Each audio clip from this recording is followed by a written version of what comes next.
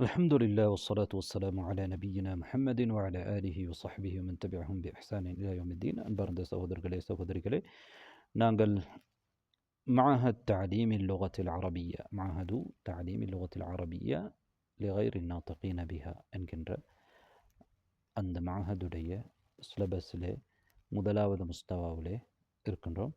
அதிலே நான்காவது பாடம் தஅலீமுல் கிதாபா. அந்த நான்காவது புத்தகத்திலே இறுதி பாடத்திலே இருக்கின்றோம். அத்தர்சுல் ஹாமிச அஷர். இதிலே நாங்கள் வாவ் என்கின்ற அரபு ஹர்ஃபை பற்றி பார்க்க இருக்கின்றோம்.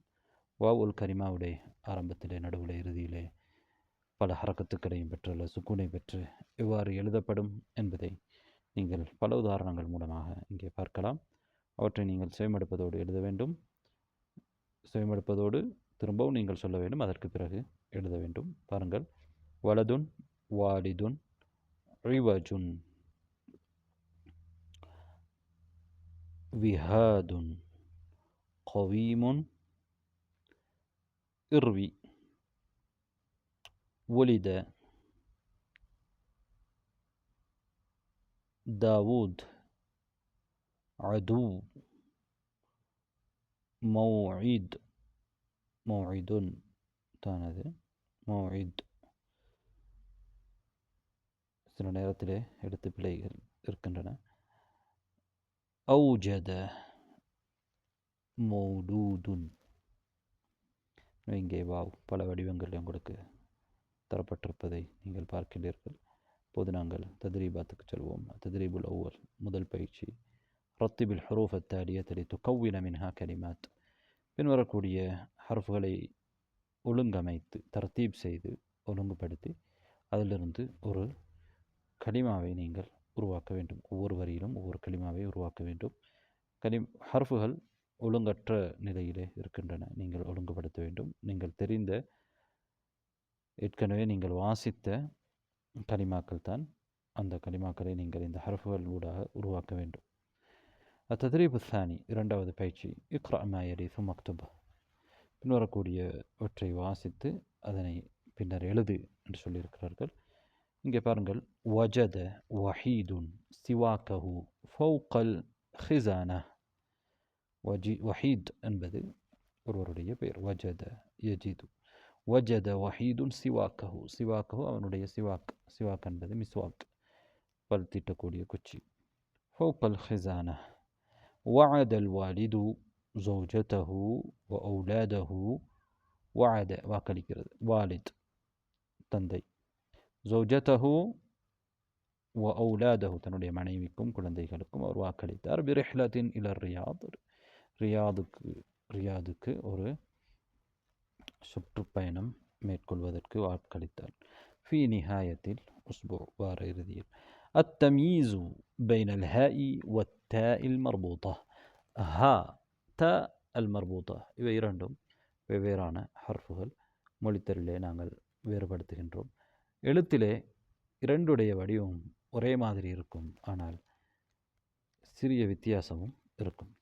அதாவது தா மர்பூதா நாங்கள் இரண்டு நுக்தாக்களின் மேலே இடுவோம், ஆனால் ஹாவுலே இரண்டு நுக்தாக்களை மேலே இடமாட்டோம். இங்கே பாருங்கள். ஃபதாஹு, இங்கே ஹா இருக்கிறது. ஹாம். ஃபதாத்துன் என்பதிலே தா மர்பூதா இருக்கிறது. ஃபதாத்துன். قناه، قناهم، قناة. مدرسة، مدرسه. كاتبة، كاتبه. وارده، واردة. شجرة، شجره. كتابه، كتابة. منزلة، منزله. இங்கே என்ன காண்பித்திருக்கிறார் என்றால் தா மர்பூதா, அதே போன்று ஹா, இவை இரண்டுக்கும் இடையிலே உள்ள வித்தியாசத்தை எழுத்திலே நீங்கள் புரிந்து கொள்ள வேண்டும். அடுத்ததாக அத்தமீசு பைன தாஇல் மஃப்தூஹதி வத்தாஇல் மர்பூதா. தா என்கின்ற அந்த அரபு ஹர்ஃபை நாங்கள் இரண்டு விதத்தில் எழுதுவோம். ஒன்று தா மர்பூத்தா. ஏற்கனவே நாங்கள் தா மர்பூத்தாவை பார்த்தோம், அதனுடைய வடிவத்தை பார்த்தோம். இரண்டாவது தா மஃப்தூஹா. தா மஃப்தூஹா என்பது இங்கே பாருங்கள் கீழே தாலிபத்துன் இங்கே இருப்பது தா மர்பூத்தா. தாலிபத்துன் இங்கே எழுதப்பட்டிருப்பது தா உன் மஃப்தூஹா, நீட்டலாக எழுதப்பட்டிருக்கக்கூடிய தா, திறந்து எழுதப்பட்டிருக்கக்கூடிய தா, தா உன் மஃப்தூஹா. முன்னால் இருப்பது தா உன் மர்பூத்தா, கட்டப்பட்டிருக்கக்கூடிய தா, குண்டு தா அப்படி என்று சொல்வார்கள் எங்களுடைய வழக்கத்திலே. இங்கே பாருங்கள் தாலிபத்துன் அது ஒரு முஃப்ரதான கலிமா. தாலிபாத்துன் அதே கலிமாவுடைய ஜம்மிலே நாங்கள் தா உன் மஃப்தூஹா எழுதியிருக்கிறோம். ஜஹரத்துன், ஜஹராத்துன், ஜாயிரத்துன் இது ஒரு اسمه فاعل اسمه فاعل. زارت இது ஒரு ஃபியல், மாதியான ஃபியல். அதனுடைய முஅன்னஸுடைய தா எப்படி எழுதப்பட்டிருக்கிறது? தா மஃப்தூஹா. زارت. واقفة وقفت. ظهيرة ظهرت. صبية نصبت. இங்கே தா மஃப்தூஹா எவ்வாறு எழுதப்பட வேண்டும், தா மர்பூத்தா எவ்வாறு எழுதப்பட வேண்டும் என்பதை பார்க்கின்றீர்கள். அடுத்ததாக ஒரு பயிற்சி, தஅம்மல் மாயலி வரக்கூடியதை சிந்தி என்று சொல்லியிருக்கிறார்கள். பாருங்கள் தூரி, தௌரி, முதலாவது மத் இருக்கிறது தூரி, தூரி. இரண்டாவது மத் இல்லை, தௌரி.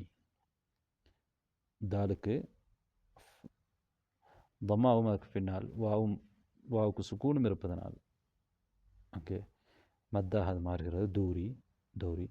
கூலி, கௌலி, கூமி, கௌமி, ஊதி, ஔதி, லூமி, லௌமி, சௌமி, சூமி, சௌமி.